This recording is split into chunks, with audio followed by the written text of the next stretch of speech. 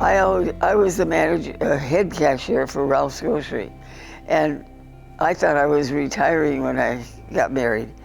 And we had our nice honeymoon to Hawaii, came back, and he said, well, let's just stop by the shop and see what's been going on while we've been gone.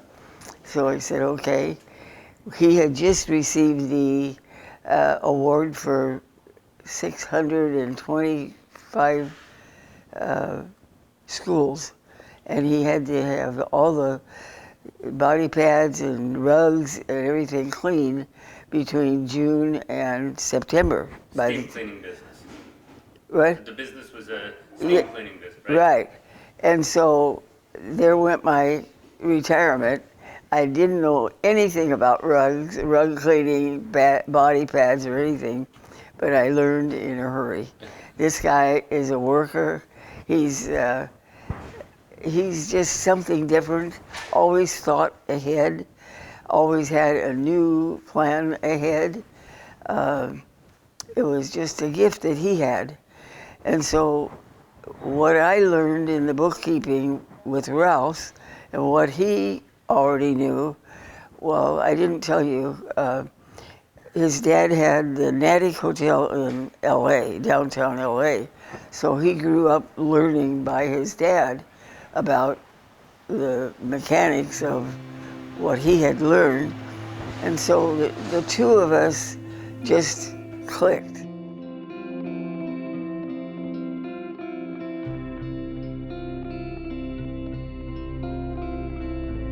How'd you meet Ted? Oh, that's very interesting. His best friend introduced us, Norm Carpenter, and he had a boat shop, and so we ended up buying a boat from him, and so we went to Catalina many times. Always kept going to Catalina with them. Finally, we bought our own boat, and then we got into a boat club. There were 100 members, and we'd go on special weekends for, the holiday weekends where you had 3 or 4 days. And we spent a lot of time diving, getting abalone in Catalina. We'd bring them up and put them on the swim step, pound them out, and cook them right then while they're fresh. Is it true you were literally swimming with sharks too? Yeah. Yeah, baby sharks. Yes, baby Chuck, no, he didn't go. He stayed with, well, Ted had a problem. His first wife passed away after the baby was born. And so she took the baby and had him for, I think it was 4 years between her death and our marriage. So he was 7 when we got married.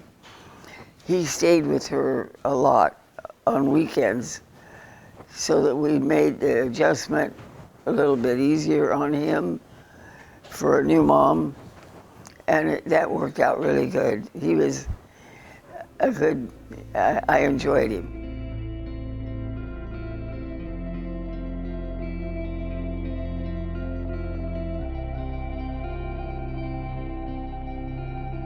The Watts riot came, and everybody was shooting across the street and up the street, the cleaners and all that. So Ted came home that night and he said, we're out of here, we're moving. And that very night at 3 o'clock in the morning, Norm calls us and said, you have to buy my house. And Ted says, are you drunk? Because he doesn't drink.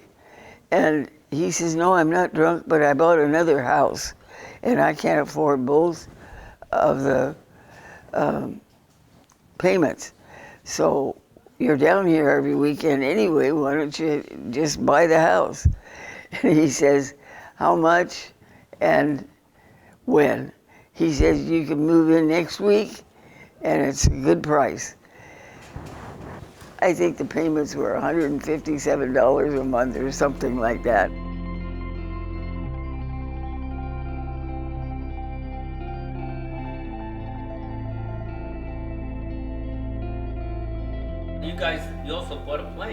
Yeah. He, after his wife passed away, he started taking his lessons, and he got his ticket, and he wanted me to take a flight with him, and I said, well, how many hours have you got in? When you get legal, I'll ride with you. He says, I'm legal. So he would fly out. I worked in one of the stores in the valley. So he flew out to pick me up, flew me to Catalina for a buffalo burger, and back to work in time. We were always late, but the boss says, as long as you got the job done, because he enjoyed seeing me with a nice guy. The first one I had went to jail for life. We both went through struggles. He lost his wife, and I had that problem. And then Norm was our friend together, because we used to all water ski together, but I didn't know Ted at that time, or he didn't know me. So Norm is the one that put us together.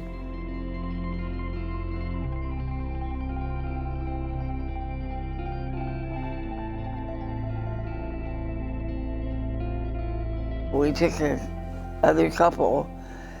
We had two friends that were flyers, so we'd trade off couples and go down and play tennis for 5 days. We'd go on Thursday night to as far as La Paz, and then the rest of the way stay on one side of the island, or the tip, and then on the other.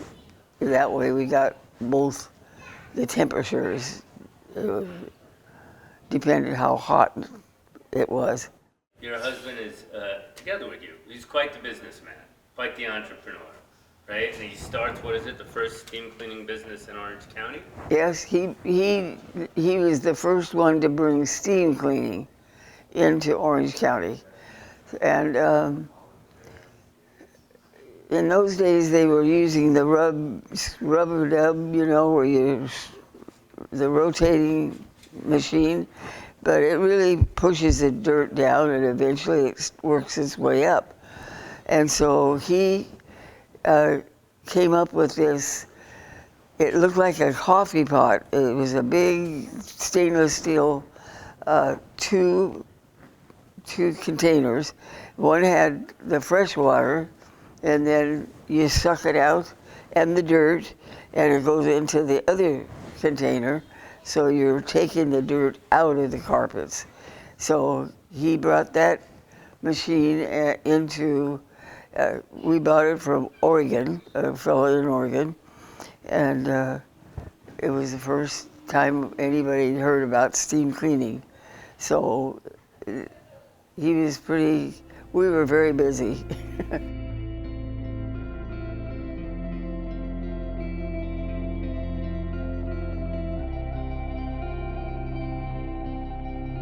In the 70s, the big thing was probate homes. If you know what that is, somebody dies, it goes to probate, you go to court and you bid on it. And so Ted went with his realtor to bid on this big piece of property, and they bid, and somebody was bidding against him. So his realtor said, "Judge, can we have 10-minute recess?" We took the other guy out and said, "What are you going to do with the property?" He says, "I'm going to build condos." And he said, "Well, that's what we're going to do. Why don't we join and quit bidding against each other?" So they shook hands in the hall. That's how my husband is and how he was. At times I thought, I don't know how I can do all this, but I did. We just did it together. We made a fun thing out of it instead of a labor job. You just did a real estate sale, you're saying maybe the last one? It was exciting, and the houses were pretty cheap that we were buying. We would buy a cheap one, fix it up. We had a crew, and we knew what we had to do and what we could do it, and we would bid on it. The judge would allow us to go in and work on it, and we would have it completely remodeled before we even had to pay the money. So if we can put it on the market and have it sold without putting very much down, just the deposit.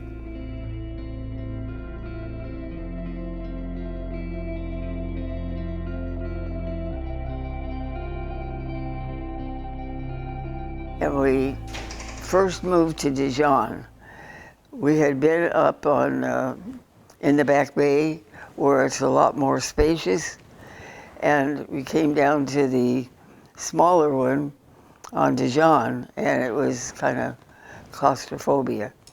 Ted says, and he's riding his bicycle around, and he says, I'm going to the waterfront no matter what. He's riding his bike along Nord, and he sees this little business card on the gate. In those days, they had an old wooden gate, if you remember that. And so it was stapled to the gate. So he reads it and it says, open house today from 1 to 2. Now it's kind of weird, isn't it? So he came down to Dijon to me and he says, I'm going to go look at a house on Nord. I'll be right back. Okay. He looks at it and he tells him, I've got to get my wife. He comes down and he says, now don't get excited about it. Just say, yes, you like it, or no, you don't. We got down there and it's beautiful. It's on the corner. It's an extra large lot. It's everything that anybody would want, but it's in terrible shape. So he just said yes or no, and yeah. And that's how we got it. Looking back on the almost 50 years in Lido, can you give one or two what would be fondest memories?